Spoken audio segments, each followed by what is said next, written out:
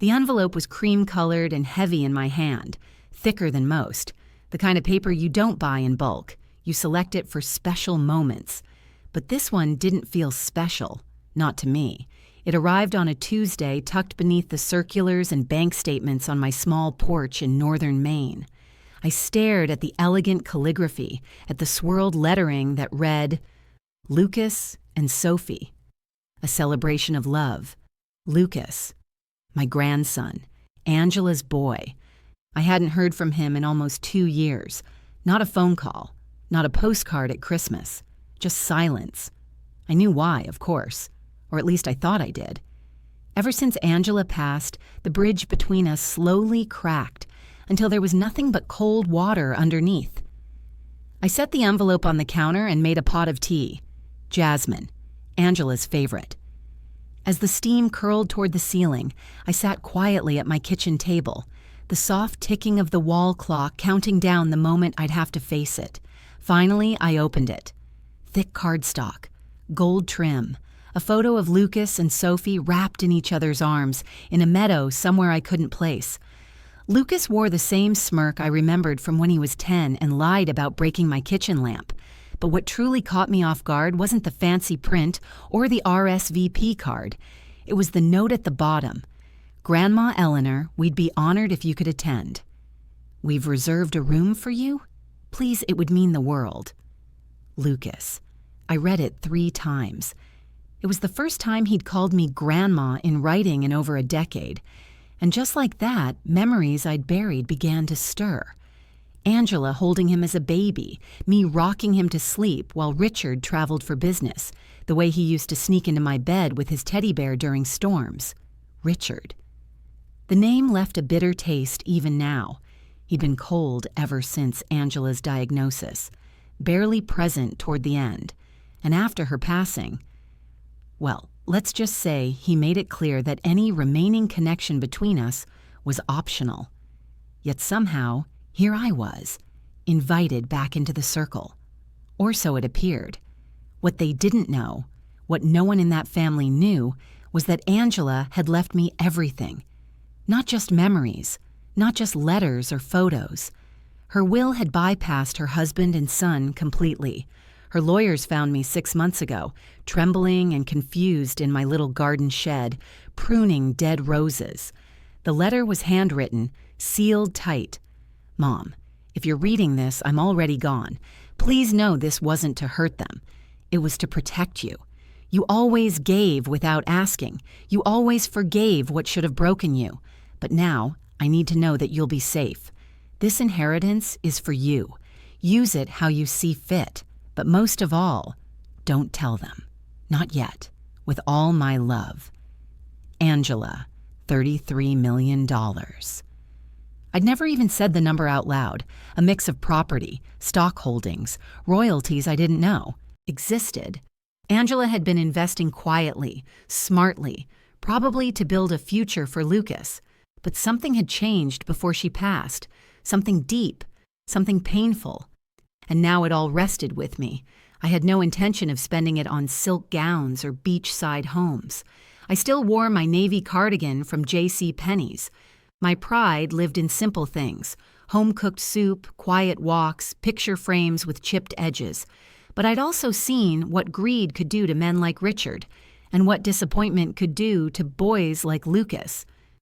I took a breath and looked out my kitchen window. Snow had begun to fall, tiny flakes that glimmered in the morning sun. There was a calmness in knowing a storm might be coming. I picked up the RSVP card. I checked "will attend." But in the back of my mind, I circled something far more important. I won't let them take what Angela left behind. The estate was massive, bigger than I remembered it from Angela and Richard's 15th anniversary party. But maybe grief makes places shrink, or maybe pride makes them expand. Either way, the whole thing looked like it belonged in a lifestyle magazine. Whitewashed walls, trimmed hedges, string lights already twinkling in broad daylight. A valet opened my door with a toothy smile that didn't quite reach his eyes. I stepped out slowly, adjusting my coat. Navy wool. Same one I wore to Angela's funeral. I hadn't bought anything new for the occasion. Not because I couldn't. I could buy the whole estate now if I wanted, but because I didn't want them to see me differently. I wasn't here to impress. Inside, the foyer echoed with soft jazz and louder voices, laughter, crystal clinking, the smell of perfume thick in the air. A crowd of well-dressed people mingled, glasses in hand, discussing brands of champagne and vacation homes. Not one familiar face greeted me until I saw him. Richard. He looked older, silver at his temples, but still the same controlled arrogance in his stride. He moved through people like a man who believed the room belonged to him, and perhaps, in his mind, it did. I didn't expect him to greet me, but he did. Briefly. "Eleanor," he said with a cool nod. "Didn't think you'd make the trip." "Wouldn't miss it," I said flatly. He gave a smirk, the kind men use when they're pretending to tolerate you. "Good. Lucas will be happy." He didn't ask about my health, or how I'd been, just pivoted and melted back into the crowd before I could reply. It wasn't until later that I realized the comment wasn't a welcome. It was a warning. As I wandered toward the bar for a glass of sparkling water, I noticed Lucas across the room, laughing, gesturing, full of life and ego. I hadn't seen him in years, but the resemblance to Angela struck me. The cheekbones, the eyes, but none of the warmth. When he finally saw me, he waved me over, the kind of wave you give to an old teacher in a crowded store. Polite, but detached. I walked over nonetheless. "Grandma," he said, leaning in for a quick, impersonal hug. "Glad you came." "You invited me," I replied gently. He smiled, but it didn't reach his eyes. "Yeah, Dad said it was the right thing to do." Ah, there it was. Not his idea.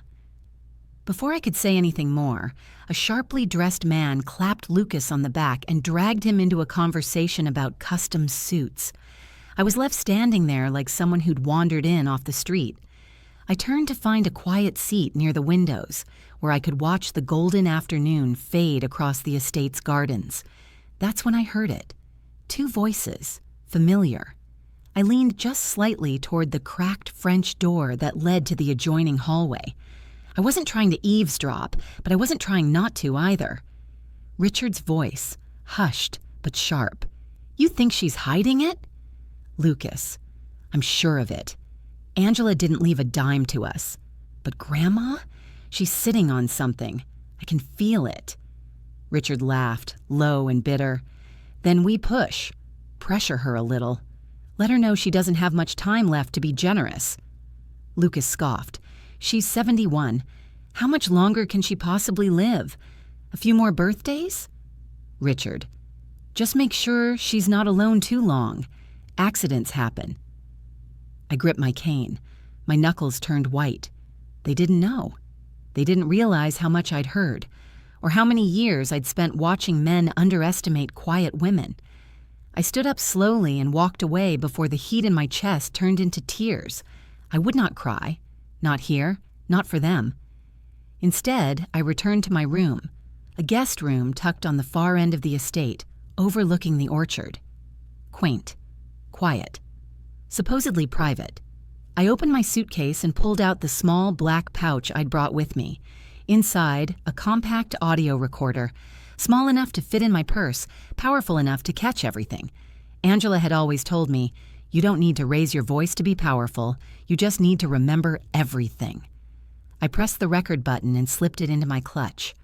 The game had changed, but I would not be the pawn. The rehearsal dinner was held under a white canvas tent, strung with golden lights, like something out of a dream. But I could feel the tension hiding beneath every decorative ribbon. It clung to the air like perfume, sweet on the surface, but stifling if you breathed too deeply. I was seated near the back. Of course. Tucked between two of Richard's colleagues, men who didn't bother asking my name or offering theirs.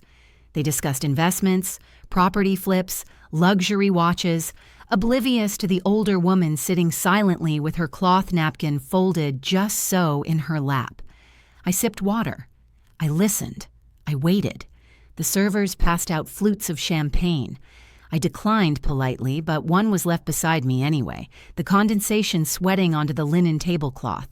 The glass shimmered with bubbles and good intentions, and then came the clinking.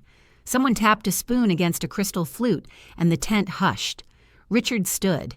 He looked relaxed in a cream suit, tie loosened just enough to seem charming. His glass raised high, he smiled toward Lucas and Sophie, who sat front and center like porcelain dolls, perfect and untouchable. "To my son," Richard began, "who reminds me every day that good things can still come from great losses." There were murmurs of agreement. Sophie reached for Lucas's hand. "And to my future daughter-in-law," Richard continued, "who will soon discover that in this family, loyalty and legacy go hand in hand." That line earned a louder chuckle. My stomach turned. "But tonight," Richard said, pausing for effect, "we toast not just love, but inheritance, in all its forms. May the past remain in the past, and may the future know what to do with what it's given." Laughter, applause. Somehow they made greed sound poetic. I stared into my untouched glass and wondered if Angela would have been proud or furious, probably both. And then, as if summoned by my silence, Lucas stood. "Thank you, Dad," he said, taking the mic with a grin that belonged more to a boardroom than a wedding tent. "I just want to echo that. Tonight is about celebrating what matters and knowing when to let go of things that no longer serve us." His eyes flicked to me, only for a second, but I saw it, and I smiled. Not because I was amused, because I finally saw him clearly. Lucas, the child I once read bedtime stories to, the boy I used to push on the swing in the backyard, was gone. In his place stood a man rehearsing lines he didn't write, dancing in a suit he didn't buy, preparing for a life built on someone else's bones. I excused myself before dessert. Outside the tent, the air was cooler. I walked along the stone path toward the side garden. The hydrangeas were blooming. Angela used to love hydrangeas. I sat on a small bench and pulled out my phone, opened the voice recorder app. I quietly dictated what I'd heard, time-stamped it, and emailed it to my lawyer, just in case. And then, just as I was about to return to the tent, a familiar voice startled me. "Grandma?" "Lucas." I turned slowly. He approached with the same confidence he wore in that childhood smirk, the one he'd flashed when he was caught sneaking cookies or skipping homework. I just wanted to say, "Thanks for coming," he said, hands in his pockets, rocking back on his heels. "You're welcome," I replied. He tilted his head. "You've been quiet, not like you to miss dessert." I offered a soft smile. "Some things aren't as sweet as they used to be." He gave a forced chuckle. "Look, I know it's probably weird for you, being here after everything." "Everything?" "You know, after Mom, after the will." I raised my eyebrows. "You never asked me about the will." He hesitated. "Dad said there wasn't much to discuss, that you were taking care of it." "I am," I said calmly. Lucas studied me then, trying to measure how much I knew, how much I would say. He leaned in slightly as if he was about to ask something important, but instead he said, "Just try to behave, okay? It's not really about you anymore." There it was. The moment of dismissal, the thinly veiled threat, the reminder that I was merely an accessory in his picture-perfect weekend. I looked at him, straight and unblinking. "It never was," I replied softly. Lucas blinked, confused, unsure whether I meant the wedding or everything that came before it. Then I stood. "You'll want to save that charm of yours for someone more naive, Lucas. I've heard too much to be impressed by it now." He watched me walk away, but he didn't follow, because deep down, he knew the truth. And he was starting to realize I wasn't going to be the easy mark he and Richard had expected. Morning came softly through the lace curtains of my guest room. The estate was still asleep. No clinking dishes, no thudding feet, only the gentle chirp of birds outside the window. I rose early as I always did, brewed a quiet cup of tea from the small kettle I'd brought myself, and sat by the sill watching the orchard sway gently in the breeze. It would have been peaceful, if not for the tight knot still curled in my chest. I needed air, something real, something not drenched in expectations or greed. Pulling on my coat, I slipped out of the room and walked into the garden paths behind the estate. The stone was still cold underfoot. I traced the old arbor where Angela once took pictures with Lucas as a toddler.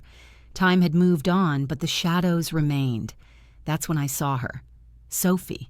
Sitting alone on a wrought iron bench near the koi pond, her wedding folder open in her lap.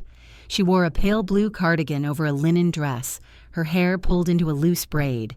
There was something gentle about her, something unspoiled. She looked up and smiled when she saw me. "Oh, good morning, Mrs. Martin." I shook my head lightly. "Please, just Eleanor." She gestured for me to sit, and I did. There was a brief, polite silence before she spoke again. "It's nice out here in the morning. No one around to fuss or talk about peony arrangements." I chuckled. Or legacy toasts and inheritance jokes. Her smile faltered just slightly. I didn't know they would say things like that," she said, eyes drifting toward the distant tent. "Lucas said it was just family humor." I studied her face. She wasn't lying. She looked genuinely uncomfortable. "You don't have to explain their behavior," I said gently. "They've made their priorities clear. You don't strike me as someone who shares them." She bit her lip. "I try not to, but I'm marrying into this family and I want to belong. I guess I hoped there'd be warmth in it. Real warmth." I nodded, watching the koi ripple the water. She closed the wedding folder and sighed. "Lucas told me you and he aren't close. He said you cut ties after his mom died." The accusation was soft, but planted. I looked out at the garden for a long moment before answering. "I didn't cut ties, Sophie. I just stopped begging to be remembered." She blinked. Her face softened. I didn't know." "No one ever does," I replied, offering a thin smile. For a few seconds, we sat in silence. Then I reached into my coat pocket and pulled out a small velvet box. Inside it, nestled carefully, was a brooch, silver filigree with a pale pink stone in the center. Angela's. This was hers, I said. She wore it on her graduation day, and again when she brought Lucas home from the hospital. Sophie's eyes widened. I can't take this." "You're not taking it," I said softly. "I'm giving it. If you wear it tomorrow, you'll carry a piece of her with you. Someone needs to." Sophie took the box with shaking fingers, her eyes misty. "Thank you," she whispered. "I didn't know her. I wish I had." "You'd have liked her," I said. "She was kind, even when people didn't deserve it." That hung in the air between us. She looked up at me again, brows knit together like she wanted to ask something more. "Can I ask, why do you think she left everything out of the will? Lucas told me his mom didn't trust banks or something, but..." I smiled gently. "I think Angela understood the difference between what people say they love and what they actually protect." Sophie looked down at the brooch again, thumb grazing the pink stone. "I want to be different," she said quietly. "Then be different," I said. "Don't let anyone write your story for you." A wind rustled the leaves above us, and she tucked the box safely into her purse. We sat for a while longer, speaking of lighter things. Wedding nerves, flower choices, her favorite old films. But beneath it all was a thread of understanding. A woman standing at the threshold of a life she thought she understood, now questioning the foundations beneath her feet. When we finally parted, she thanked me again, and I watched her walk back toward the estate, her steps slower, more uncertain, but maybe, just maybe, more awake. I turned toward the orchard path, heart heavier but clearer. There was still a war coming, but now I wasn't the only one who'd seen behind the curtain. The estate quieted in the late afternoon. Most guests were gone or resting, and a soft haze had settled over the property like a wool blanket pulled across a restless sleeper. I stayed in my room until dusk, pretending to read while the recorder sat quietly on the dresser beside me, ready, if needed. But I already knew what I'd heard earlier that day wasn't paranoia. I could feel it now, like a hairline crack in the glass that spidered every time Richard or Lucas looked in my direction. They weren't checking in on me, they were tracking me. By nightfall, I needed fresh air again. I slipped out of the guest wing and wandered down the hallway toward the rear of the estate. I told a server I was looking for the study, the old one Angela used to escape to when the noise became too much. He nodded politely, pointed past the sitting room. The door was ajar. I stepped quietly through the hallway, my soft shoes making no sound on the polished floors. The light from the study glowed warm across the carpet. I stopped just before the doorway, and then I heard them. Richard's voice, low and bitter. "You told me it'd be simple." Lucas, tense. "It will be. She's old. She can't keep up with this much pressure. She'll slip eventually." Richard scoffed. "We don't have time to wait for eventually, Lucas. You heard the lawyer. Angela's assets weren't in your name, weren't in mine. They disappeared, and that means she has them." Lucas let out a frustrated breath. "So, what do you want me to do? Shake her down during the wedding toast?" "No," Richard said. "But if she leaves the estate, if she gets on that plane without talking, we lose everything. You understand that? I made a deal on that vineyard property banking on this." There was silence, followed by something far colder. "She's not going to last much longer anyway," Lucas said quietly. "A fall, a fainting spell, anything like that wouldn't be that surprising, would it?" Richard didn't respond right away. Then, "As long as it looks natural." My hand clenched around the strap of my purse. I felt dizzy, but not with fear, with focus. This wasn't just manipulation, this was conspiracy. Angela had known. She'd warned me to hide the truth, not because she feared disappointment, but because she feared them. I backed away carefully, avoiding the creaky floorboard I remembered from years ago. My pulse pounded in my ears. When I reached the corridor, I slipped into the shadows behind a tall plant and pulled out my recorder. I hit the save button. Just as I was tucking it back into my purse, I heard footsteps. Someone was coming. I ducked into the side hallway, holding my breath as the voices passed. "You're overthinking this," Richard was saying. "She's alone, always has been. She doesn't have the nerve to fight." Lucas muttered, "We'll see. Tomorrow's the big day." I waited until their voices faded down the hall, then slipped back to my room. I locked the door behind me and sat down at the desk. I replayed the recording, just to be sure. Their voices were crystal clear, their intentions unmistakable, and I realized then this wasn't just about money, it was about power.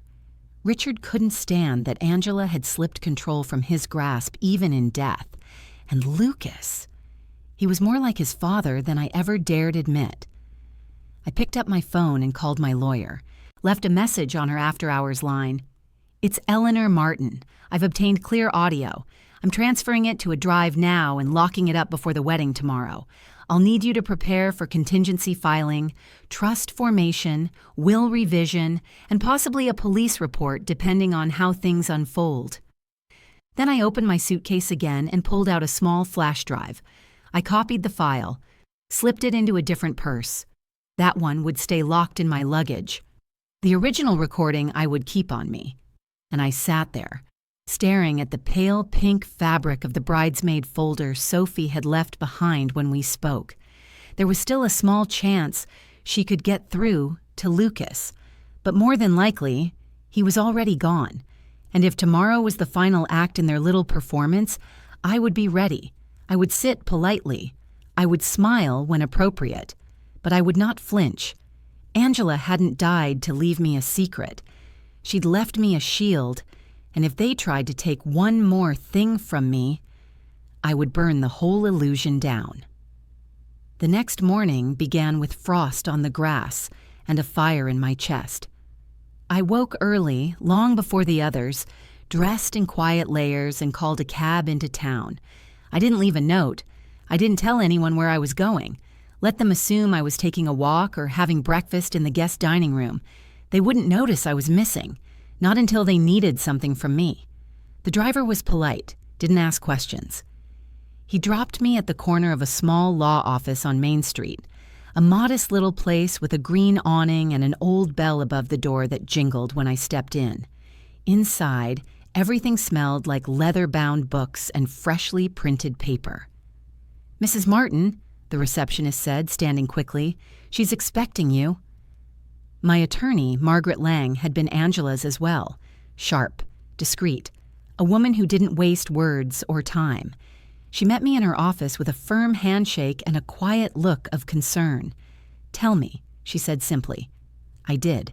Not all the details. I didn't have time for every cruel word or look, but enough. The overheard conversations, the threats, the implication that my death was not only anticipated, but encouraged. She didn't flinch. When I pulled out the flash drive and placed it on the desk, she pushed her glasses higher and inserted it into her laptop. She listened to the voices, Richard's cold calculations, Lucas's indifference, and her mouth tightened. "Well," she said softly, "this certainly changes things." She began typing furiously, opening files, highlighting clauses. "I'm placing everything Angela left in a living, irrevocable trust, effective immediately," she said. "You'll be the primary executor. None of the funds can be touched without your approval. Not now, not ever." "Good," I said. "But I'm also drafting a clause," she continued, "that should anything happen to you, anything suspicious or unexplained, this recording is to be released publicly and the entire inheritance redirected to pre-selected charities." I blinked. "Publicly?" Margaret's gaze didn't waver. "They need to know that harming you won't reward them. It will only expose them." I sat with that for a long moment. Then I nodded. "Do it." We worked through signatures, witnesses, locked boxes. She handed me 2 sealed envelopes, one with a summary of the trust, the other with notarized instructions to deliver to the authorities in case of emergency. "I hope you never have to use them," she said gently. "So do I replied. "But I've learned that hope without preparation is just denial in a prettier dress." On the way out, I asked her one last thing. If something were to happen, would Angela's legacy be safe? Margaret paused. "With what we've just done? Safer than it's ever been." I clutched the envelope close to my chest. Back in the cab, I watched the trees blur past the window, bare branches reaching up toward the gray sky like hands asking for something. The estate appeared again on the hill, grand and hollow as ever. I paid the driver and walked up the long gravel drive alone. The wedding was only hours away, and already the property buzzed with movement. Florists arranging garlands, photographers testing light, caterers rehearsing trays. I slipped through the side door unnoticed. In my room, I tucked the sealed documents inside the lining of my luggage. Beneath a false bottom, I'd sewn myself. Then I sat. For a long while, just sat and breathed. Because the hardest part of aging isn't the aching knees or the thinning hair. It's being treated like you've already disappeared, as though you're a ghost at your own life's end, silently tolerated but never truly seen. But I was still here, and I still had choices. Lucas and Richard believed I'd be too frail, too polite, too scared to fight back. But that's the thing about older women like me. We've already survived the worst. We've buried spouses, watched children fade into illness, held on to sanity while the world changed around us. We don't need permission to defend what's ours. As I brushed my hair and pinned on my silver earrings, I caught a glimpse of myself in the mirror. Not weak, not fragile, just quiet, like a storm before it strikes. The wedding ceremony wasn't until late afternoon, but by midday the estate was in full spectacle mode. White linens whipped in the breeze over banquet tables. Photographers fluttered like moths around the bride and her attendants. Sophie's laughter drifted through the air like soft bells, tentative but still bright. She was trying, I could see that. still holding on to the dream that this could be something real. Meanwhile, Lucas and Richard had retreated to the study once again, their safe zone, their war room. I didn't follow them. I didn't need to. Instead, I stood by a second-floor window, partially obscured by the heavy velvet curtain, and watched them through the garden-facing panes below. I couldn't hear them this time, but I didn't need audio to read the scene. Lucas stood stiffly, hands in his pockets, jaw clenched. Richard paced, a drink in hand. The way they moved was familiar, like predators circling their own reflection, mistaking themselves for victims. What I didn't expect was Sophie. She stepped into the study through the back door, her hair pinned delicately, a soft ivory robe fluttering around her knees. She was holding a small notepad, probably something related to catering or vows. She paused when she saw their faces. I leaned closer to the glass. Inside, Richard looked up and scowled at her interruption. Lucas said something curt. Sophie blinked, then asked something. Her body language was hesitant, hands still clutching her notebook. Then she froze, and it was clear. She'd overheard something. She dropped the notepad. Her hands trembled as Lucas tried to wave it off, joking maybe, deflecting. But Sophie didn't laugh. She turned slowly, left the room without another word. I let out a slow breath. She knew now. Good. But it wasn't enough.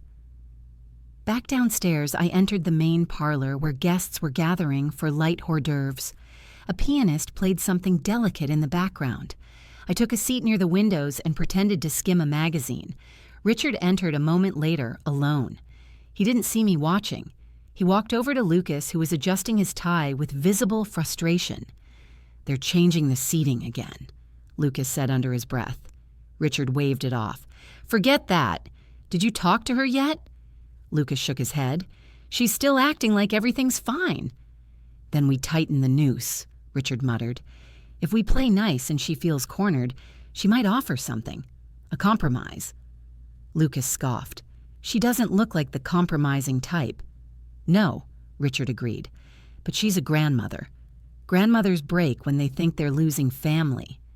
I looked away then, before I could betray my composure. It was a strange kind of heartbreak to hear my own love used as leverage against me, as if my affection were a weakness to be manipulated. But they were wrong. That love didn't make me weak. It made me dangerous, because I had nothing left to prove to either of them. After the room cleared, I stepped out onto the patio for air. That's where I found Sophie. She was sitting on a stone bench in the shade, the brooch I'd given her clutched in her hand like a talisman. She looked up as I approached, and this time her expression was different, no longer starry-eyed, no longer hopeful, just uncertain, haunted. "You were right," she said before I could speak. "About them." I sat beside her. "I didn't want to be," I whispered. She nodded slowly. "I don't think I can marry him." "You don't have to," I said gently. "But you also don't have to decide everything today. Just protect yourself." Sophie's eyes filled with tears. "They talk about you like you're in the way, like you're disposable." "They don't realize," I said, "how long I've lived with that sound in my ears, from men like them." She turned to me then. "You're not afraid of them, are you?" I smiled softly. Fear's a younger woman's burden. At my age, you learn the difference between fear and strategy. Sophie laughed, just once. Then she tucked the brooch into the fold of her dress and stood. "I'm glad you came," she said. "I'm glad you're seeing clearly," I replied. As she walked back toward the house, I knew something had shifted. Sophie might still walk down that aisle, or she might not. But either way, she was no longer sleepwalking, and neither was I. The hours before the ceremony moved like fog, thick and slow. I stayed out of the way mostly, sat beneath a sycamore tree in the courtyard and watched from a distance as stylists, planners, and decorators buzzed around the estate like a hive. Lucas looked polished in his tuxedo. Richard moved like a director on a film set, correcting table placements, ushering guests, all while pretending this moment was about his son and not his pride. Sophie. She was the only one who looked real. When I saw her again, she was in her bridal room, one of the suites upstairs. The door was open just a crack, and her reflection glowed in the mirror.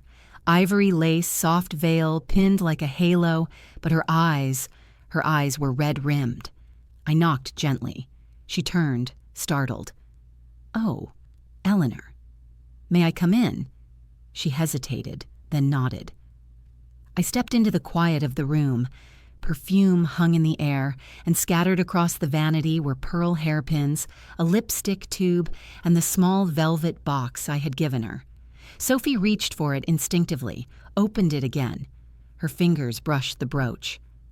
"I thought I'd feel different today," she whispered. "I thought I'd be glowing. I thought I'd be sure."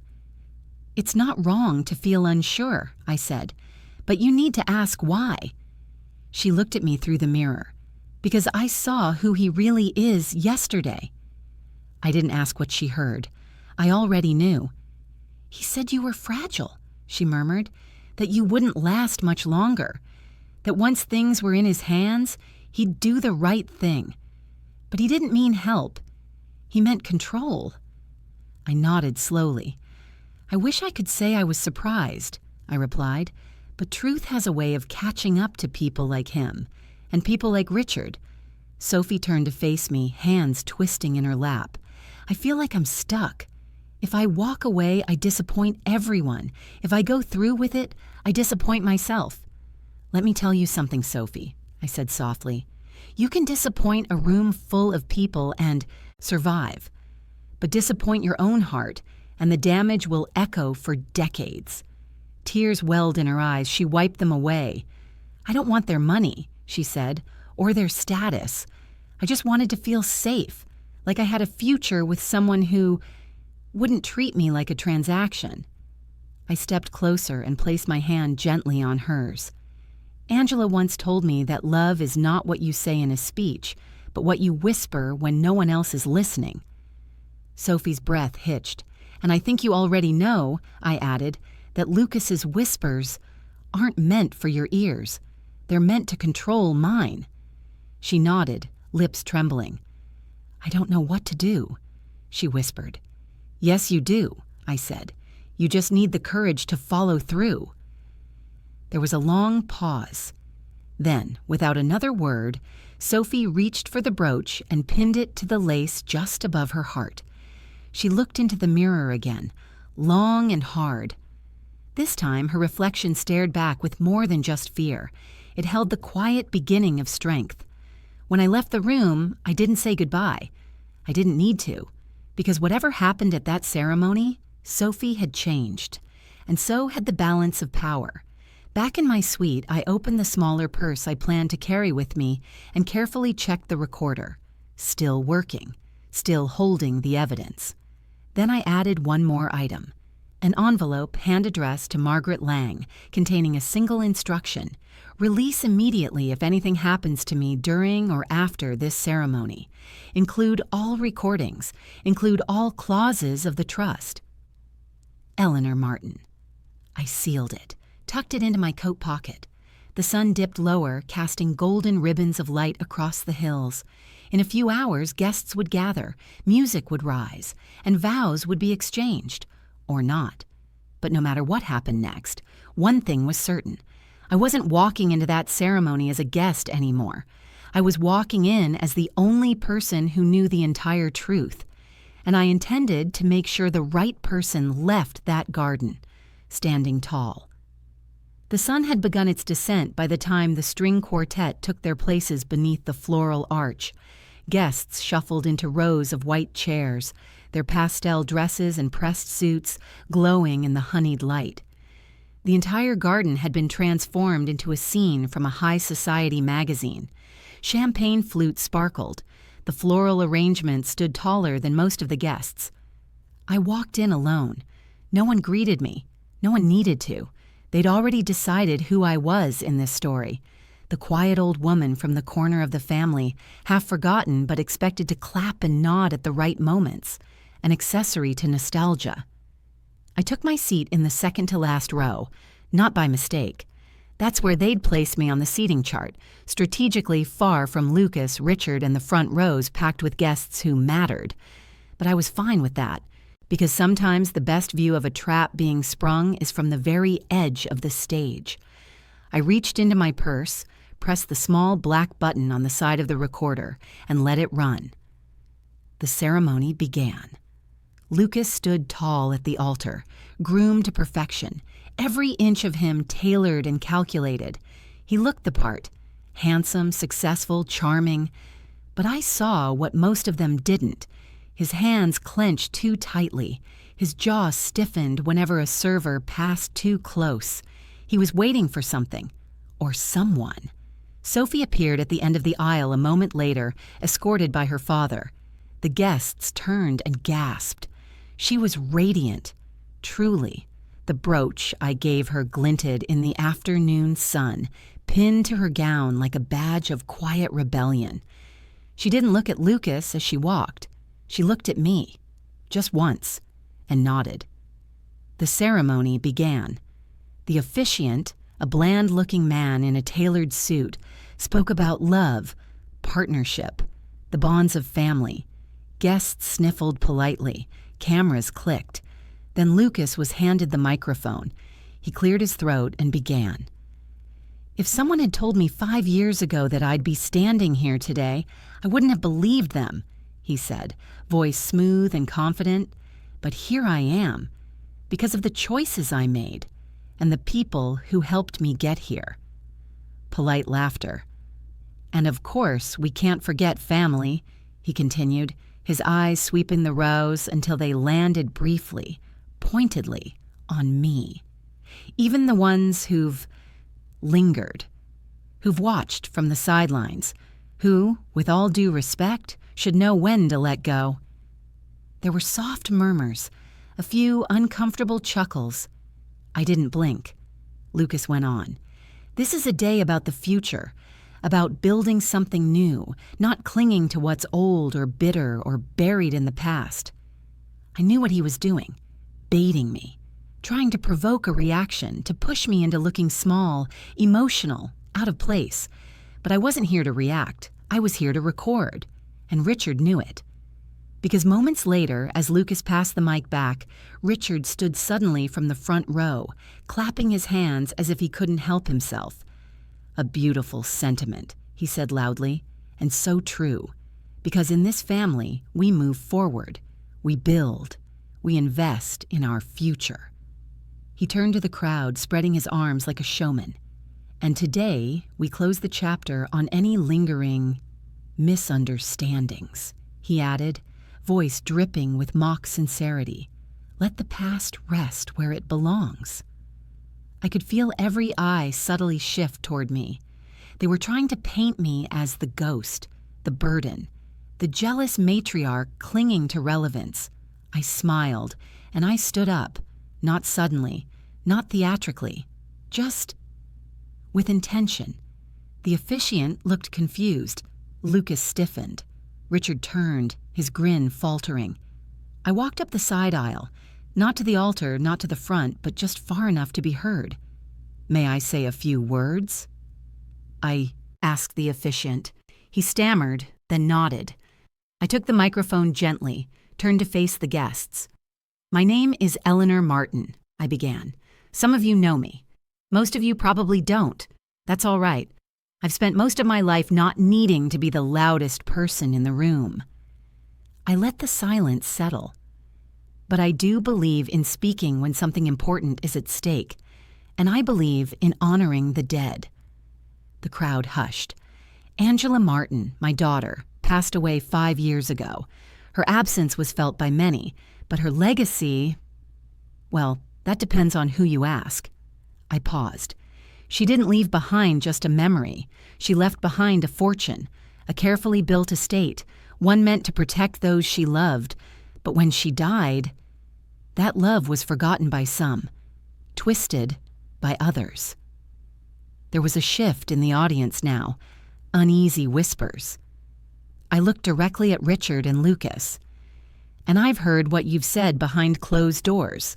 I've heard the conversations about pushing, about accidents, about what happens when I slip away. Lucas's face drained of color. Richard's mouth opened, then snapped shut. I brought a recording device to this wedding, I continued. It's been running since yesterday. Everything has been documented, and should anything happen to me, the full audio will be sent to the authorities and the press. A stunned silence fell. Even the birds seemed to stop. Angela gave me everything, I said. Not out of favoritism, but out of fear. And today, I understand why. Then I turned to Sophie. You don't have to go through with this, I said quietly. No matter what they've told you, you are not tied to any of this. Her lips trembled. The guests were frozen. Sophie looked at Lucas, then at Richard, then down at the brooch on her chest, and then she stepped back. One step, then two. The guests gasped. She turned and walked down the aisle, alone, out of the garden, out of the life they'd built without truth. And I stood there, finally seen, not as an obstacle. The guests didn't move at first. They just sat there, blinking, stunned, the silence pressing down like fog. Then someone whispered, "Did that really just happen?" Sophie had vanished into the house. The bride, the one they'd all come to celebrate, gone. Lucas still stood at the altar, hands balled into fists, staring after her like he'd seen a ghost escape. His face, once so polished, was cracked with disbelief, rage, embarrassment. He turned, slowly, toward me.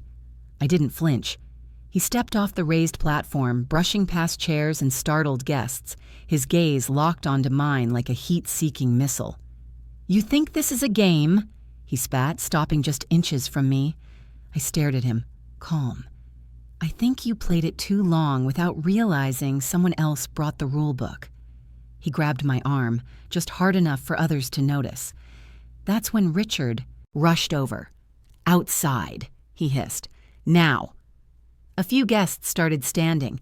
Cameras clicked. Murmurs rippled. But I let them lead me, out the side archway, down the cobbled path toward the gardens near the orchard. I knew this place well. Angela and I used to sit there after dinners, sipping tea while Lucas chased fireflies. Now it was just the three of us. Lucas paced like a caged animal. Richard stood stiff, jaw tight. "You humiliated us," he said, "on our son's wedding day." "Your son did that himself," I said, voice low but steady. "I simply gave people the truth." "You have no proof," Lucas snapped. "You're just some bitter old—" I raised one hand and pulled the small recorder from my purse. "Careful," I said softly. "You're being recorded right now." Lucas froze. Richard stepped forward. "You think anyone will care what you have? You think the police are going to waste time on a family disagreement?" "Oh, I don't expect the police to solve this," I replied. "But I do expect a few of your clients to reconsider their business partnerships, especially when they hear the two of you casually planning an elderly woman's accidental death." Lucas scoffed, but I saw the panic rising in his throat. "I've already sent backup copies to my lawyer," I added, "and an envelope to Sophie, in case I didn't make it through the day." Richard's face darkened. "You're bluffing." "I'm breathing," I said, "and you're still here. That's all you need to know." A long silence fell. Lucas's hands trembled now, all that rage with nowhere to go. He dropped onto the stone bench behind him and buried his face in his hands. "I was supposed to have it," he muttered. "It was supposed to be mine." I looked at him, really looked at him. "Your mother didn't owe you a fortune, Lucas. She owed you guidance. She owed you decency. She owed you a life example, but she gave you that. What you lacked was the character to carry it." He didn't answer. He couldn't. Richard stepped forward again, shoulders squared like he still had the upper hand. "If you think this is over," he said, "you're mistaken." You may have ruined a wedding, but I still have my company. I still have my name." "Do you?" I asked. I handed him a small envelope from my purse. He looked at it, confused, then tore it open. Inside was a single printed email. He read it, stared at it, and his face went ashen. "That's a letter of concern from your board," I explained. "Your firm's ethics committee is aware of the vineyard deal you forged Angela's name on. That information was passed to me in Angela's final estate report. You remember the deal, I'm sure, the one you assumed died with her." Richard said nothing. Lucas looked up, confused. "Wait, what vineyard deal?" "Oh, your father didn't tell you," I said, smiling sadly. "He used your mother's name, falsified her signature on a 7-figure investment. She found out just before her final chemo round." Lucas stared at Richard. "You said she gave you permission," he whispered. Richard didn't respond. I stepped back, letting the truth settle like snow. "You were both so busy plotting your rise," I said. "You never looked down to see what was already crumbling beneath you." And with that, I turned and walked back toward the estate. Let them sit with it. Let them watch everything unravel. By the time I reached the veranda, guests had begun filtering away, murmuring to one another, casting glances back at the empty altar and the absent bride. One of the caterers stopped me gently. "Do you want a to-go plate, ma'am? We're packing up." I smiled. "No, thank you, dear. I've had more than enough." I passed the musicians, now packing their instruments in silence, and made my way to the far bench beneath the willow trees. The recorder was still running. I turned it off and tucked it away. There would be no more whispers, only consequences. It took less than 48 hours. By Monday morning, the headlines hit the local news. Prominent financial advisor accused of forgery. Family fortune under scrutiny. Wedding implosion exposes decade-old inheritance scandal. Richard's face, so often found on brochures and financial columns, now appeared beneath bold font allegations. A shaky cell phone video had been posted online by one of the wedding guests. The audio wasn't crystal clear, but the intent was unmistakable. "Once she's gone, it's ours anyway. A little fall might speed things up." I didn't leak it. Sophie did. She sent it to the press the night after she walked away, along with a single line: "I can't marry into a lie." The story spread like spilled ink. Investment clients pulled out. Partnerships dissolved.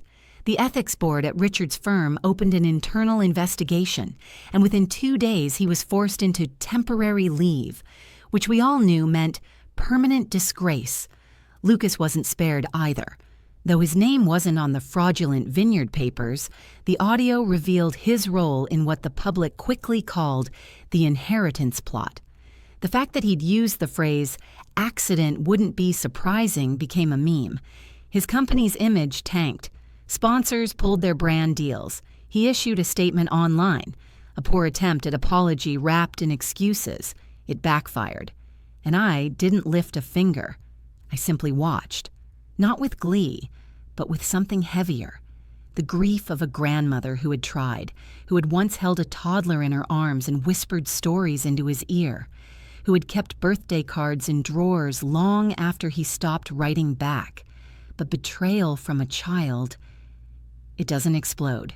It erodes, and by the time you see the cracks, the foundation's already lost. Sophie called me the night the story broke. "I thought I'd feel sad," she said, "but I just feel free." "You saw the truth," I told her gently. "That's more than most ever do." "I left the brooch in his apartment," she said, "pinned to his mother's portrait. He doesn't deserve to touch anything tied to her." She paused. "Thank you for showing me before it was too late." I swallowed the lump in my throat. "Angela would have wanted someone like you," I whispered. "Someone brave enough to walk away." After we hung up, I sat alone in my living room. The fire crackled gently. I held the original flash drive in my hand, traced its smooth edges, and slid it back into the locked drawer. It was no longer my shield. It was now my proof. The estate Angela left behind had been transferred, per the trust, into several organizations she'd quietly supported for years: scholarships for single mothers in STEM, domestic violence shelters, pediatric cancer research. No family member would touch a dime. Not Lucas. Not Richard. The one gift I gave myself? A small cottage in a quiet town in Vermont. Modest, serene, surrounded by trees Angela once said made her feel like she was standing in a cathedral. I moved in quietly. No announcements, no fanfare, just peace. And every week, I received letters from women who'd read the story, from former clients of Richard's who'd never felt safe speaking up before, from young brides like Sophie who said, "I was almost her." One day, an envelope arrived with no return address. Inside was a single note. "I'm sorry, I didn't understand. I don't know who I became. Lucas." I didn't respond, because forgiveness isn't always a letter written back. Sometimes it's the silence that says, "You are no longer welcome here, but you're free to change, on your own time, far from me." I placed the letter in the same drawer as the flash drive and closed it gently. There was nothing left to say. Angela had been right to protect what she'd built, and I had been right to hide what I held until it was time to reveal it. The morning sun poured through the kitchen windows of the Vermont cottage, soft and golden, just like the light Angela used to love. I sat at the old wooden table, tea steeping beside me, a pen in hand. No phones, no news, just paper and a quiet heart. It had been 3 months since the wedding unraveled, since Sophie walked away, since Richard's empire collapsed, since Lucas stopped speaking entirely. I hadn't told many people where I'd gone, just my lawyer and Sophie. I didn't need much else. But this morning was different. Today I needed to write to someone who wouldn't answer. I reached for the thick stationery, Angela's favorite, pale cream with soft deckled edges, and began. "Dear Angela, it's autumn now. The leaves here turn red first, then gold, then vanish completely. I thought I'd find that sad, but somehow it feels honest. Things ending doesn't mean they were never beautiful. I want you to know I kept my promise. I didn't tell them about the money. I didn't fold when they pushed. I didn't cower when they plotted. I listened. I watched. And when it was time, I spoke. You were right to leave it with me. Not because I needed it, but because I was the only one who would honor it, protect it, use it for something more than status and spectacle. Your trust changed lives, sweetheart. There's a little girl named Nora in Philadelphia starting cancer treatment this month in a new facility that bears your name. A mother in Montana just got a full ride to study engineering while raising her 2 sons. A shelter in Michigan built a whole wing for women escaping violence, with beds, books, and soft lighting you would have insisted on. Your money didn't disappear, it blossomed, and your voice, it speaks through all of it. As for Lucas, he wrote to me. Just once. Said he was sorry. Said he didn't know who he became. Maybe that's true. Maybe Richard shaped him into something you never would have recognized. Or maybe he simply made choices. I don't hate him, Angela, but I don't need to carry him anymore either. And Richard? Well, he's learned that a man's name is only worth as much as his silence, and mine was far too loud for him to keep pretending. You did everything right, even when it broke you, even when it made people uncomfortable. You left breadcrumbs of wisdom in your will. You built escape hatches into legal clauses. You trusted me not just with your money, but with your story. Thank you. I hope you saw what happened at the wedding. I hope you saw Sophie walk away. I hope you heard the silence when I spoke, the gasp when she dropped his ring and stepped out of the frame.